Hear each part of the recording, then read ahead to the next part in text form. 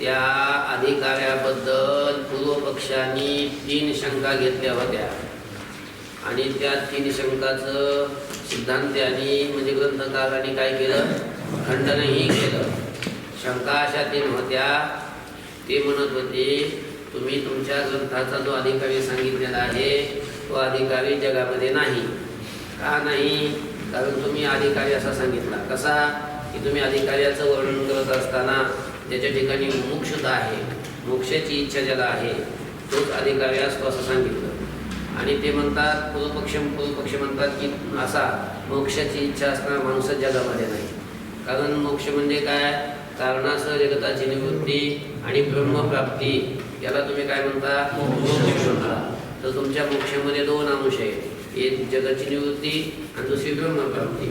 जगाच्या निवृत्तीची कुणालाही इच्छा नाही, सगळ्यांना दुःखाच्या निवृत्तीची इच्छा आहे. त्यामुळं तुमच्या या जगत निवृत्तीची इच्छा कोणी करणारा माणूसच जगामध्ये नाही. आलं लक्षामध्ये? समजलं का? हां, पण तुम्ही असं म्हणाल, काय म्हणाल? किंवा ज्या दुःखाची निवृत्तीची इच्छा आहे ती अगदी कारणासह जगत निवृत्तीची इच्छा आहे. कारण दुःखाची निवृत्ती कारणासह जगताची निवृत्ती झाल्याशिवाय होतच नाही असं तुम्ही म्हणाल. पण तसं तुम्हाला म्हणता येत नाही.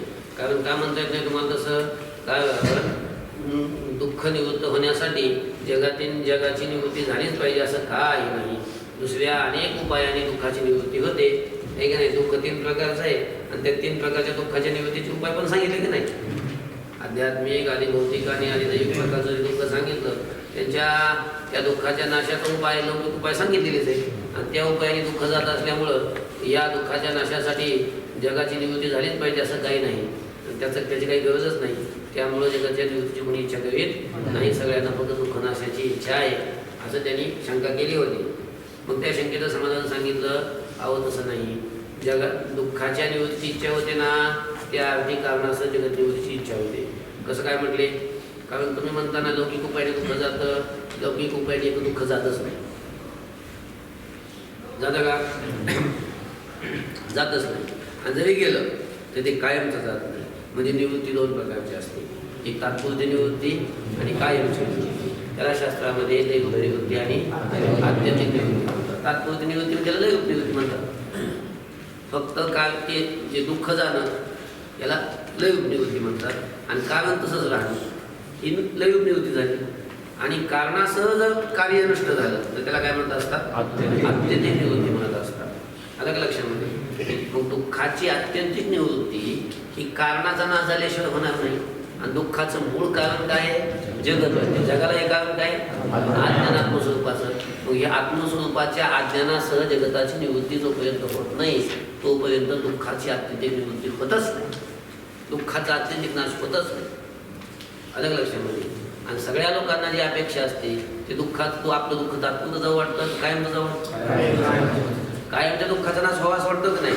आणि म्हणजे आत्यंतिक निवृत्ती व्हावी वाटते की नाही? आणि आत्यंतिक निवृत्ती कारणासह जगताची निवृत्ती झाल्याशिवाय होत नाही. म्हणून ज्या अर्थी लोकांना दुःखाच्या आत्यंतिक निवृत्तीची इच्छा होते त्या अर्थी कारणासह जगत निवृत्तीची त्यांना इच्छा होते. लक्षामध्ये. त्याच्याशिवाय जर दुःख जात नसेल म्हणजे त्यांना मग कारणासह जगताची निवृत्ती व्हावी अशी इच्छा होईल की नाही? होईल. लोकांना कारणासह जगताची निवृत्तीची इच्छा होते. म्हणून तुम्ही म्हणता ना की जगाच्या निवृत्तीची कोणाला इच्छा नाही, असा माणूस जगामध्ये नाही. त्याचं खरं उत्तर असं आहे, सगळ्यांना जे दुःख जावं वाटतं त्यामध्ये सगळ्यांना जगाच्या निवृत्तीची काय इच्छा आहे. आलं लक्षामध्ये. म्हणून तुम्ही जे त्याच्यामुळं अधिकारी नाही म्हणत असाल तर तुमचं ते म्हणणं खोट आहे. बरं म्हणले तुमच्या मोक्षामध्ये दुसरा अंश आहे ब्रह्मप्राप्ती, त्याची कोणाला इच्छा होत नाही. का बरं इच्छा होत नाही? कारण ब्रह्मप्राप्तीची इच्छा करणारा माणूस नाही म्हणतात ना ते पूर्वपक्ष. कारण त्यांचं म्हणणं असं आहे की कुठल्याही वस्तूची इच्छा होण्यासाठी त्या वस्तूचं ज्ञान असावं लागतं आणि ते अनुकूल ज्ञान असावं लागतं, तर त्याच्या प्राप्तीची काय होईल? इच्छा होईल. तर ग्रंथकाराने सांगितलं की अनुकूल वस्तूचं ज्ञान झाल्यानंतर इच्छा होते, हे खरं आहे. पण त्याच्याकरता प्रत्यक्ष ज्ञानच असलं पाहिजे असं काही नाही. काय? प्रत्यक्ष ज्ञान असलं पाहिजे असं काही. तुमचं हे म्हणणं चुकीचं आहे की प्रत्यक्ष ज्ञान असल्यानंतर इच्छा होते, हे तुमचं म्हणणं खोटं आहे. जरी आपण एखाद्या वस्तूविषयी कुणाकडून तरी आपण ऐकलं नुसतं वर्णन, त्याचं वर्णन ऐकून सुद्धा काय होत असते? वस्तूच्या तुमच्या प्राप्तीची इच्छा होते. जरी आपण त्या वस्तूला प्रत्यक्ष बघितलेलं नसलं, प्रत्यक्ष अनुभवलेलं नसलं, तरी काय होते? इच्छा. अलग लक्षात. आणि अजून ते एक म्हटले होते काय, एक तर तुम्हाला त्या ब्रह्माचं ज्ञान नाही. काय नाही? ज्ञान नाही. मग ज्ञानच नाही तर मग इच्छा कशी होईल? आणि दुसरी गोष्ट, तुमच्या मतामध्ये ब्रह्मज्ञान झालं की तो मुक्त होतो, त्याला इच्छा राहत नाही. म्हणजे ब्रह्मज्ञान होण्याच्या अगोदरही कुणाला इच्छा होत नाही ब्रह्मप्राप्तीची, आणि ब्रह्मज्ञान झाल्यावर त्याला कशाची इच्छा राहत नसल्यावर ब्रह्मप्राप्तीची इच्छा राहणारच नाही. म्हणजे ब्रह्मप्राप्तीची इच्छा अगोदरही नाही, ज्ञानाच्या नंतरही नाही. म्हणजे असा जगात माणूस तर असू शकत नाही की ज्याला ब्रह्मप्राप्तीची काय इच्छा आहे, म्हणून तुमचा अधिकारच नाही, असं शंका केली होती. त्याचं उत्तर सांगितलं की वा तुम्ही एक म्हणता ना की ज्ञान झालं तरच काय होते? इच्छा होते. हेच म्हणणं तुमचं चुकीचं आहे. प्रत्यक्ष ज्ञान झाल्यावरच इच्छा होते असं नाही. सामान्य ज्ञान झालं, अर्थात परोक्ष ज्ञान झालं, फक्त वर्णन ऐकलं, वर्णन ऐकून जरी तो पदार्थ कळाला तरी माणसाला काय होते? इच्छा निर्माण. आणि दुसरी गोष्ट अशी आहे की आम्हाला सगळ्यांना, जीवांना, सर्व जीवांना ब्रह्म हे अंशतः अनुभूतच आहे. ब्रह्माचं ज्ञान प्रत्यक्ष आहे. जरी पूर्ण ब्रह्माचं ज्ञान नसलं तरी अंश रूपाने काय होणार, पण ब्रह्माचं काय आहे? ज्ञान. कसं काय ज्ञान आहे? कारण ब्रह्म म्हणजे सुख. सुख हे ब्रह्माचं स्वरूप आहे. ब्रह्माशिवाय सुख कुठं आहे का? नाही. आणि मग त्या सुखाचा अनुभव आपल्याला आहे का नाही? जरी परिपूर्ण असं जे सुख, असं जरी आपल्याला अनुभवाला नाही आलं, पण थोडंसं कमी सुखाचा अनुभव आहे का नाही? आणि जे सुख असतं ते ब्रह्म असतं. मग अशा अंशतः अनुभूत असलेल्या ब्रह्माची, सुखाची म्हणजे ब्रह्माची, आपल्याला इच्छा होईल की नाही? कोणत्याही जीवाला इच्छा होईल की नाही? म्हणालच इच्छा. त्यामुळं प्रत्यक्ष ज्या सुखाचा अनुभव आहे, सुखाचा म्हणजे ब्रह्माचा, मग अंशतः ज्या सुखाचा, ज्या ब्रह्माचा अनुभव आहे, मग ते सुख आपल्याला परिपूर्ण प्राप्त व्हावं अशी इच्छा होईल की नाही? मग ते ब्रह्म आपल्याला परिपूर्ण प्राप्त व्हावं, असं पूर्ण ब्रह्म प्राप्त व्हावं अशी इच्छा होईल की नाही? म्हणालच आहे. लक्षामध्ये. म्हणून तुम्ही जे म्हणता ना की ब्रह्मप्राप्तीची इच्छा नाही म्हणून अधिकारी नाही, हे तुमचं म्हणणं चुकीचं आहे. तिसरी एक शंका त्यांनी केली होती, किंवा सगळ्यांना ही विषय सुखाची इच्छा आहे, मोक्ष सुखाची कोणीही इच्छा करीत नाही. लक्षामध्ये. सगळ्यांना पटेल त्याला, सगळ्यांना विषय सुखाची इच्छा आहे. सगळे विषय सुखाची इच्छा करतात. म्हणजे विषय भोगणारे जे आहेत ते पण विषय सुखाची इच्छा करतात, आणि जे विषयाचा त्याग करताना दिसतात तेच त्यांना सुद्धा कशाची अपेक्षा असते? विषय सुखाची अपेक्षा असते. विषय सुखाची इच्छा करतात. आणि हे विषय सुख काय मोक्षात नाही तुमच्या? आहे का तिथं? नाही. मग कशाला कोण मोक्षाची इच्छा करेल? मोक्षाची इच्छा कोणालाच नाही. आणि मोक्षाची इच्छा कोणाला नाही म्हणजे कुणी मुमुक्षूच नाही. मग अधिकारी कोण सिद्ध होईल? अधिकारीच नाही. समजलं का? शंका केली. मग त्याचं उत्तर सांगितलं त्यांनी, अहो तसं नाही, तुम्ही जे म्हणता हे पण चुकीचं. कारण सगळ्या पुरुषांना फक्त सुखाची मात्र इच्छा आहे. तिथं विषय सुखाचीच असं काही नाही, आहे की नाही? कशावरून? अहो झोपेत कोणते विषय असतात सांगा बरं? झोपेत कोणते विषय असतात? झोपेत कुठलाच विषय नसतो. तरी सुद्धा मनुष्याची प्रवृत्ती झोपेमध्ये होते की नाही?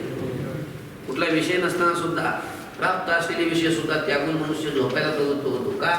कारण तिथं काय एक सुख आहे, आणि ते विषय वाचून असलेलं सुख आहे. मग विषय सुखाची इच्छा मनुष्याला आहे का केवळ सुखाची इच्छा आहे?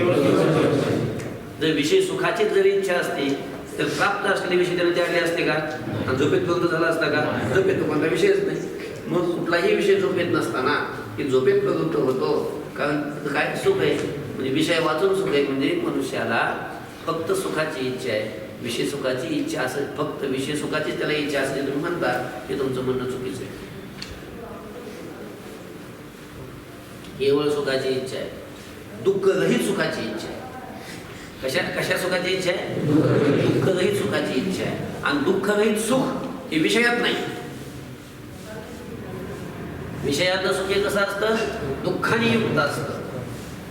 दुःखरहित सुख कुठे आहे? ते मोक्षात आहे. मोक्षाचं कुठे असू शकत नाही. म्हणून सगळ्याच लोकांना मोक्षाची इच्छा आहे, त्यांना कळत नाही आपण मोक्षाची इच्छा करतो. सगळ्यांना इच्छा काय असते? दुःखरहित सुख असावं असं वाटतं का दुःखयुक्त सुख असावं असं वाटतं? म्हणजे जे मोक्ष प्राप्त व्हावा म्हणून साधना करतात त्यांना ही तीच अपेक्षा असते. आणि 2-2, 3-3 बायका करतात त्यांना तरी काय अपेक्षा असते?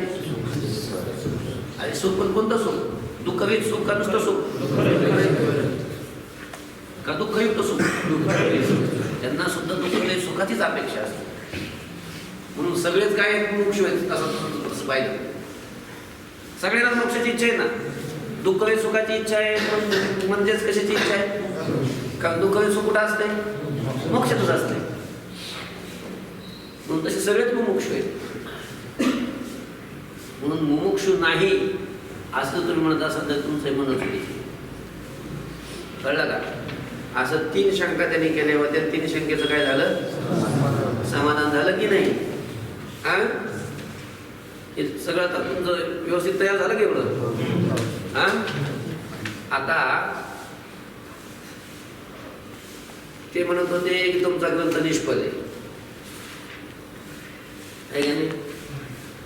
मग आता ग्रंथ निष्फळ आहे असं जे म्हणत होते त्या पूर्व पक्षाला आता हे ग्रंथकार असं प्रश्न करतात, विकल्प त्यांच्या समोर मांडतात. तुम्ही आमचा ग्रंथ निष्फळ आहे असं जे म्हणता ते कशामुळं? या जगात कुणी मुमुक्षुच नाही म्हणून आमचा ग्रंथ निष्फळ आहे का? का मुमुक्षु आहे पण त्याला मोक्ष प्राप्तीसाठी जे साधन पाहिजे ते साधन आमच्या ग्रंथात नाही का?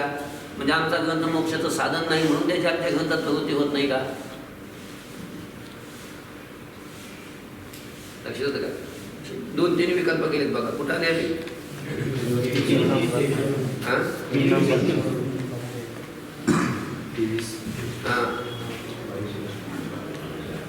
बघा, जगात मुमुक्षु नाही हे जे तुमचं म्हणणं होतं त्याचं तर खंडन केलं आहे का नाही?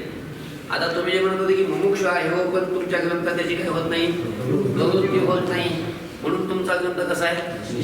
निष्फळ आहे असं जर तुम्ही म्हणता तर आता आम्ही तुम्हाला प्रश्न करतो की मुमुक्षु आहे पण आमच्या ग्रंथात प्रवृत्त होत नाही असं जे तुम्ही म्हणता, तो मुमुक्षु आमच्या ग्रंथात का प्रवृत्त होत नाही? आमचा ग्रंथ हे मोक्षाचं साधन नाही का? आमचा ग्रंथ मोक्षाचं साधन नाही का?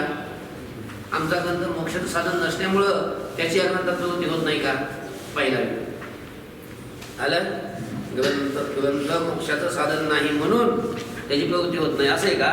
किंवा ग्रंथाहून दुसरं काही मोक्षाचं साधन असून त्या साधनात प्रवृत्ती आहे म्हणून? बघा, किंवा आमच्या ग्रंथापेक्षा मोक्ष प्राप्तीसाठी दुसरं एखादं काहीतरी सुलभ साधन आहे, उत्तम साधन आहे आणि त्याच्यामध्ये त्यांची प्रवृत्ती होते म्हणून आमच्या ग्रंथात त्यांची प्रवृत्ती होत नाही असं आहे का? विकल्प लक्षात लागेल का? पहिला विकल्प काय आहे? आमचा ग्रंथ मोक्षाचं साधन नाही म्हणून त्याची प्रवृत्ती होत नाही का? मोक्ष म्हणजे मुमुक्षु तर सिद्ध झाले का नाही जगात? मुमुक्षुची तर सिद्धी केली. मुमुक्षु तर आहेत. मुमुक्षु म्हणजे मोक्षाची इच्छा करणारे लोक तर आहेत.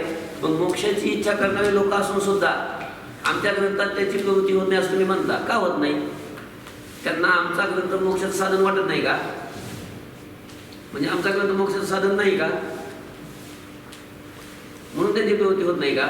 एक पहिला विकल्प. दुसरा विकल्प काय?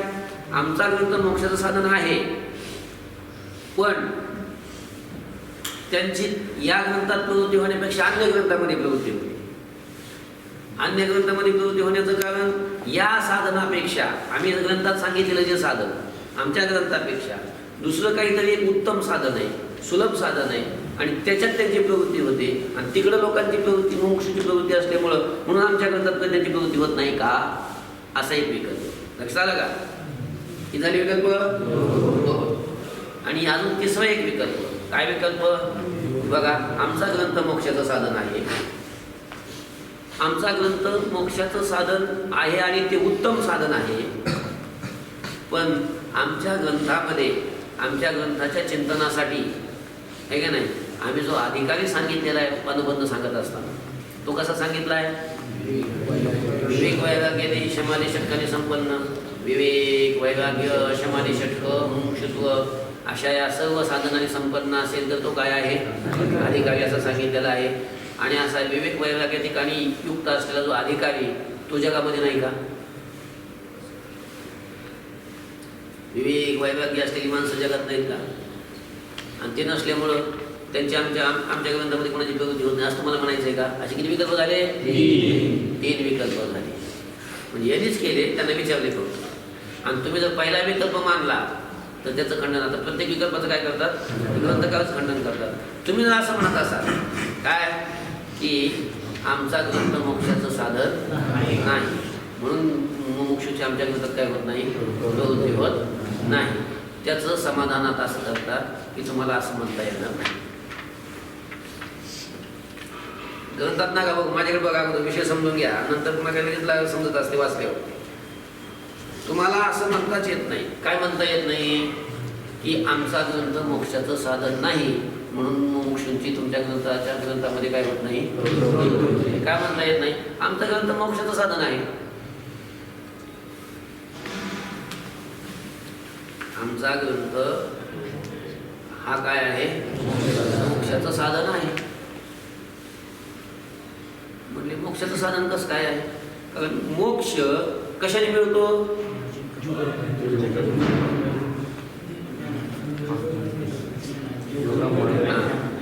जीव ब्रह्म ऐक्य ज्ञानाने मोक्षाची काय होत असते?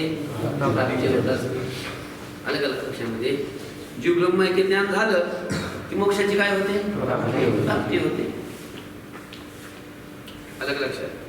आणि ते जीव ब्रह्म ऐक्य ज्ञान आमच्या ग्रंथाचं चिंतन करून होत आहे. आमच्या ग्रंथात सांगितलंय काय? आमच्या ग्रंथाचा विषयच काय आहे? जीव ब्रह्म यांचं ऐक्य सिद्ध करणं हाच युक्तीनं प्रमाणानं जीव ब्रह्म ऐक्य जीवाचं आणि ब्रह्माचं ऐक्य सिद्ध करणं हाच आमच्या ग्रंथाचा काय विषय. अरंभापासून ते आतापर्यंत काय सिद्ध केले आमच्या ग्रंथात? जीव ब्रह्म ऐक्य. ब्रह्म सत्यम जगत मिथ्या जीव ब्रह्म नापारा जीव ब्रह्मच हे सिद्ध केले आपल्या ग्रंथात वेगवेगळ्या युक्तीनं वेगवेगळ्या प्रमाणाने. त्याच्यामुळं या आमच्या ग्रंथानेच काय होणार आहे? ब्रह्मज्ञान होणार आहे. आणि ब्रह्मज्ञान होऊन मोक्ष प्राप्त होणार आहे. म्हणून तुम्ही जर म्हणत असाल की हा ग्रंथ मोक्षाचं साधन नाही म्हणून याच्यामध्ये प्रवृत्ती होणार नाही, हे म्हणणं तुमचं काय चुकीचं. कळलं? सरळ सरळ ते पहिल्या शंकेचं खंडन. आलं लक्षात विकल्पाचं? समजलं? बघा थोडं इथं विस्तारानं सांगितले मी. थोडक्यात तुम्हाला उत्तर लगेच असं काढून हातात दिलं तुमच्या. आलं लक्षामध्ये? वरील विकल्पाचं क्रमानं समाधान सांगतो. वरील जे वरचे जे 3 विकल्प केले त्याचं क्रमक्रमाने काय करतो? समाधान सांगतो.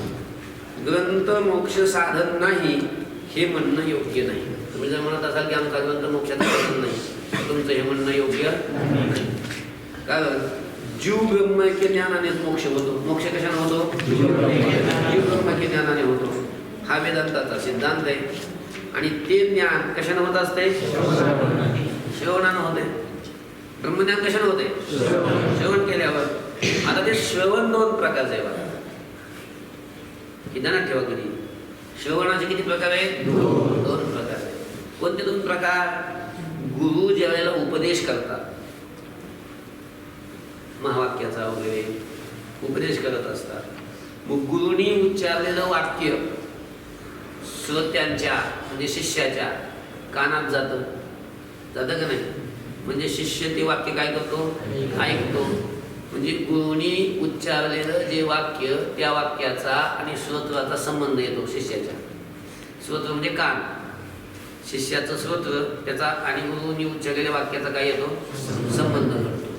आणि या संबंधालाच काय म्हणतात? श्रवण म्हणतात. श्रवण. आलं लक्षात? श्रवण हे कळलं का? श्रवण म्हणजे काय? गुरुचं वाक्य कानाने ऐकणं याला काय म्हणतात? श्रवण म्हणतात. हे पहिलं श्रवण आहे एक प्रकारचं. आणि तुम्हाला अधिकाऱ्याची कर्तव्य सांगत असताना तिथं पण एक श्रवण सांगितलं होतं. आठवतंय का? नाही आठवत का? श्रवण मन सांगितलं होतं. तिथलं श्रवण आठवतंय का तुम्हाला? ते श्रवण म्हणजे नुसतं ऐकणं नव्हे, मग तिथं युक्तीच्या द्वारा वेद वाक्याच्या तात्पर्याचा निश्चय करणं, उपसंहार, अभ्यास, अपूर्वता, पद आणि उपपत्ती यांच्याद्वारा हे सगळं बघायचं. हे षडलिंग लावायचे आणि हे षडलिंग लावून वेदाच्या वाक्याचं तात्पर्य काय आहे त्याचा काय करायचा, निश्चय करायचा. हे एक श्रवण आहे. हे दुसरं श्रवण आहे. कोणतं हे? दुसरं.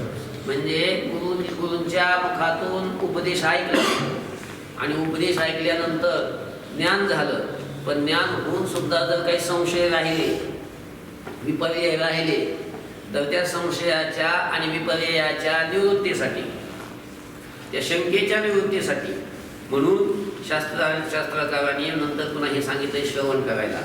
ते श्रवण हे दुसरं श्रवण. वेदाच्या वाक्याच्या तात्पर्याचा निश्चय करायचा युक्तीच्या द्वारा, उपक्रम उपसंवाद पाहून करायचा. लक्षामध्ये काय पाहिजे? आता ती विस्तारानं सांगत बसत नाही मी तुम्हाला, ती मागं तुम्हाला सांगून दिलेले मागच्या म्हणजे पहिल्या दरम्यानच आहे का नाही. तर हे श्रवण कोणतं आहे? हा श्रवणाचा दुसरा प्रकार आहे. असं दोन प्रकारचं श्रवण सांगितलेलं आहे. ब्रह्मज्ञानाची उत्पत्ती आहे का? ब्रह्मज्ञानाची उत्पत्ती कधी होते? पहिलं श्रवण केल्याबरोबर. पहिलं श्रवण म्हणजे कोणतं? गुरुच्या मुखातून वाक्य कानाने ऐकलं शिष्याने, कानाशी संबंध झाला त्या वाक्याचा की त्या वाक्यानेच, महावाक्यानेच काय होत असतं? महावाक्य श्रवणानेच ब्रह्मज्ञानाची, ब्रह्मज्ञानाची काय होत असते? उत्पत्ती होत असते. लक्षामध्ये. मग दुसरं श्रवण फक्त ते ज्ञान झाल्यानंतर येणारे जे संशय, त्या संशयाच्या निवृत्तीसाठी काय सांगितलंय? दुसरं श्रवण सांगितलं. ते श्रवण म्हणून त्यासाठीच आहे. लक्षामध्ये. मग आता महत्वाचा मुद्दा काय आहे? ज्ञानाची उत्पत्ती कशाने व्हायला लागली? श्रवणाने. कोणत्या श्रवणाने? गुरुच्या मुखातून आलेलं वाक्य. आणि मग जसं वेदातलं महावाक्य आहे, त्या महावाक्याच्या श्रवणाने जसं ज्ञान उत्पन्न होतं, तसं ग्रंथकार म्हणतात आमचा हा जो विचारसागर आहे, या विचारसागरातले वाक्य ते जरी गुरुच्या मुखातून ऐकले, गुरुच्या मुखातून त्याचं श्रवण केलं या विचारसागराचं, तरी सुद्धा काय होतं? ब्रह्मज्ञान उत्पन्न होतं. म्हणून याचं श्रवण जरी केलं तरी ब्रह्मज्ञान उत्पन्न होणार आहे. म्हणून आमचा विचारसागर की मोक्षाचं साधन नाही, म्हणून याच्यात कुणाची प्रवृत्ती होत नाही, असं जर तुमचं म्हणणं असेल तर हे काय? याचं श्रवण जरी तुमच्या मुखातून केलं तरी काय होणार आहे? ब्रह्मज्ञान उत्पन्न होणारच आहे. कळलं का? बघा, तर श्रवण दोन तऱ्हेचं आहे. दिसली का ती शिवगोळ्या? बघा ते खाली. एक वेदांत वाक्याचा श्रोत्राशी संबंध आणि दुसरं वेदांत वाक्य विचार, वेदांताच्या वाक्याचा विचार करायचा आणि विचार करून त्याचा निश्चय करायचा. घ्या वाक्यांना काय सांगायचं, याला श्रवण दुसरं म्हणतात ना. जीव ब्रह्मैक्य ज्ञान प्रथम श्रवणाने उत्पन्न होतं. जीव ब्रह्मैक्य ज्ञान हे कोणत्या श्रवणाने होतं? प्रथम श्रवणाने होतं. शब्दजन्य ज्ञानोत्पत्तीला श्रोत्राशी शब्दाचा संबंध कारण आहे. शब्दजन्य जे ब्रह्मज्ञान आहे, त्या ज्ञानाच्या उत्पत्तीला कारण काय आहे? श्रोत्राशी म्हणजे कानाशी झालेला शब्दाचा संबंध, हाच कारण आहे. म्हणून आचार्यांनी उच्चारण केलेल्या महावाक्याचा श्रोत्राशी संयोगच ब्रह्माचं अपरोक्ष ज्ञानाला काय आहे? हेतू आहे. आचार्यांनी म्हणजे गुरुनी उच्चारण केलेलं जे महावाक्य, त्या महावाक्याचा श्रोत्याशी झालेला संयोग, तो संयोगच ब्रह्माचं काय? अपरोक्ष ज्ञानाला हेतू आहे. आणि जे अवांतर वाक्य आहे, अवांतर वाक्य सत्यम ज्ञानम अनंतम ब्रह्म वगैरे जे वाक्य आहे, हे वाक्य अवांतर वाक्य. आणि अवांतर वाक्याचं श्रवण हे परोक्ष ज्ञानाला काय आहे? हेतू आहे. अपरोक्ष ज्ञान झालं. अपरोक्ष ज्ञान म्हणजे प्रत्यक्ष ज्ञान. श्रवण आणि गुरुच्या मुखातून वाक्य ऐकल्यानंतर जे अपरोक्ष ज्ञान झालं, त्या अपरोक्ष ज्ञानानंतर सुद्धा जर संशय राहिले अपरोक्ष ज्ञान झाल्यावर संशय राहतो काय?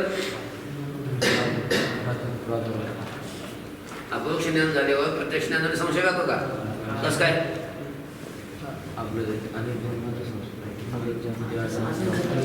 कशावरून राहतो?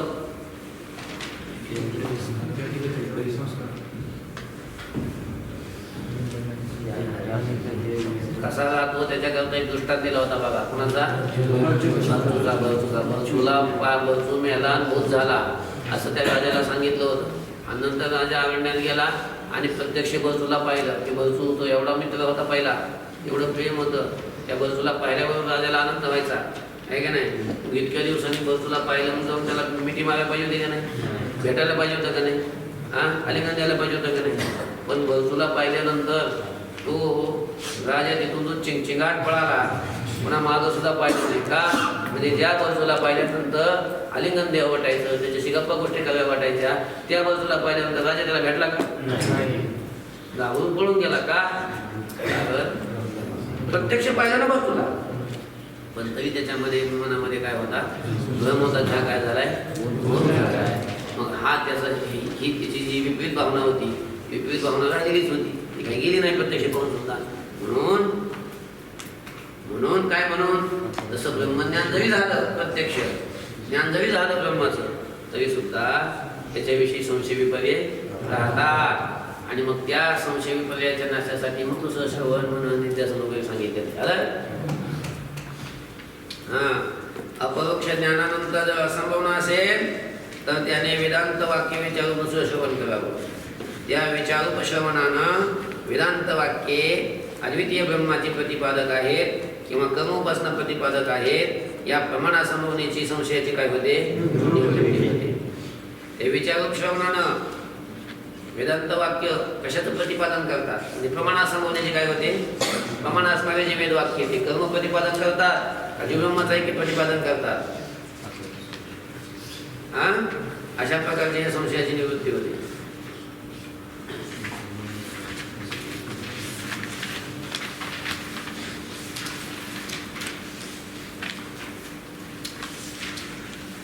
आणि जीव ब्रह्माची एकता सत्य आहे किंवा भेद सत्य आहे, ही जी प्रमेय संभावना ती कशाने निवृत्त होते? मननाने निवृत्त होते. आणि देहाधिकाच्या ठिकाणी जी सत्यत्व बुद्धी हीच विपरीत भावना ती कशाने निवृत्त होते? मला सांगितलं डबल सांगायला परत पडते. मग या विवेचनावरून आचार्यांच्या द्वारा महावाक्याचं श्रोत्राशी संबंध प्रथम श्रवणाच जीव ब्रह्म ज्ञान उत्पत्तीद्वारा हे मोक्षाला काय आहे? आणि विचार दुसरं श्रवण मनन आणि निधिध्यासन ही असंभावना निवृत्तीद्वारा मोक्षाला काय आहे? म्हणजे संशयाच्या निवृत्तीद्वारा हे दुसरं श्रवण वगैरे काय आहे? मोक्षाला हेतू आहे. आता वेदांत म्हणजे काय? उपनिषद. उपनिषदांनाच काय म्हणतात? वेदांत म्हणतात. वेदाच्या अंतीचा भाग त्याला वेदांत म्हणतात आणि वेदाच्या अंतीचा भाग म्हणजे उपनिषद आहे, म्हणून उपनिषदांनाच काय म्हणतात? वेदांत अशा प्रकारचं म्हणतात. ती या ग्रंथाहून निराळे आहेत हे खरे. उपनिषद या ग्रंथाहून विचारसागरावरून वेगळे आहेत, विचारसागरामध्ये उपनिषद आहेत, उपनिषद वेगळे आहेत. तरी सुद्धा त्या वाक्याच्या समानार्थक प्राकृत वाक्य या ग्रंथात आहेत. जसे वेदामध्ये वाक्य, ते वेदातल्या वाक्यांचा जो अर्थ आहे त्याच अर्थाची वाक्य या ग्रंथात आहेत की नाही? फक्त प्राकृत आहेत, मराठीत आहेत. याच्यामध्ये उपनिषदामध्ये जे वाक्य आहे ते कसे? संस्कृत आहेत. आणि संस्कृतमध्ये जे वाक्य वेदामध्ये म्हणजे उपनिषदामध्ये, त्याच अर्थाची वाक्य प्राकृत भाषेमध्ये या विचारसागरामध्ये. मग त्या संस्कृत वाक्याने, वेदातल्या संस्कृत वाक्याने जे ज्ञान होईल तेच ज्ञान, तसंच ज्ञान या प्राकृत असलेल्या विचारसागरामध्ये असणाऱ्या वाक्याने होणार नाही का? होणारच. कळलं का? होईलच की नाही? म्हणावं. जसं उपनिषदादी ग्रंथाच्या श्रवणानं म्हणजे विचारानं ज्ञान होतं, तसं या प्राकृत ग्रंथाच्या विचारूप श्रवणानं सुद्धा काय होईल? ज्ञान होतं. या रीतीनं ज्ञानोत्पत्तीद्वारा हा ग्रंथ काय आहे? आहे. आणि असा असूनही ग्रंथाच्या योगानं मोक्ष होत नाही असं कोणी म्हणेल, जर या ग्रंथाच्या योगानं मोक्ष होत नाही असं म्हणजे त्या वाक्याने ज्ञान होतं, याच्यातले वाक्य ज्ञान होणार नाही का? त्याच अर्थाचे जरी याच्यात वाक्य असतील, फक्त मराठी भाषेत असतील, प्राकृत असतील, तर याने ज्ञान होत नाही काय? याने ज्ञान होणारच आहे. आणि असं असून सुद्धा जर कोणी होत नाही असं म्हणत असेल तर त्याचा काय आहे? मग तो दुराग्रह आहे, दुराग्रह. असंच म्हणावं लागेल. कळलं का? म्हणजे पहिल्या विकल्पाचं काय झालं? खंडन झालं. पहिला विकल्प काय होता की ते तुमचा ग्रंथ मोक्ष साधन म्हणून कुणाची प्रवृत्ती होत खंडन केलं. आमचा ग्रंथ काय? मोक्षाचं साधन आहे. आमच्या वाक्याने आमच्या ग्रंथाचं जर चिंतन केलं, याच्यातले वाक्य जरी गुरुच्या मुखातून ऐकले तरी काय होणार आहे? ज्ञान उत्पन्न होणारच नाही. म्हणून ग्रंथ मोक्षाचं साधन नाही असं तुम्ही म्हणता, ते तुमचं म्हणणं चुकीचं आहे. आलं? आता दुसरा विकल्प होता. काय विकल्प होता दुसरा? सांगा बरं.